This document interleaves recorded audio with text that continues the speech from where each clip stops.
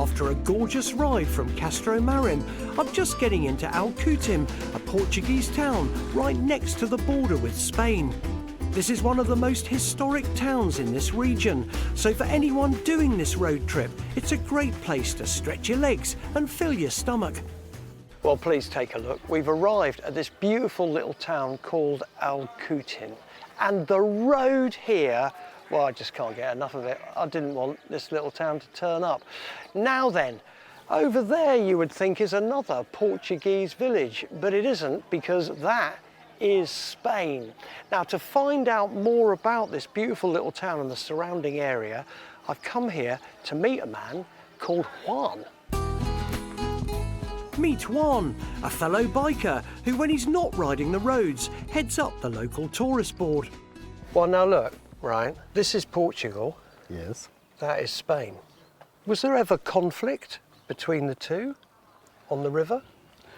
In the old times, they have, but now we are friends. They're so friendly, in fact, that every year they stage a festival celebrating the long history of cross-border trade, or to give it its technical name, smuggling. The Contraband Festival is so popular, they even erect a temporary bridge across the river. We have about 4,000, 5,000. Yes. Yeah, do they? Yeah, okay. Slightly probably inebriated. Okay. Yeah. For the rest of the year, Alcoutim is a wonderfully tranquil town, the perfect pit stop before you get back on the road. Now, if there's one person who I know would love to be riding with me here in Portugal, it's engine builder Alan Millyard, but hopefully he's just as happy in his shed finishing off me engine. And on that cheerful note, back in Portugal, I'm heading out of Castro Marim on the IC27, another fantastic road which looks as if it was only laid yesterday. Half an hour in, I pass the Odelit Dam, known to the locals as the Blue Dragon because of its spiky shape.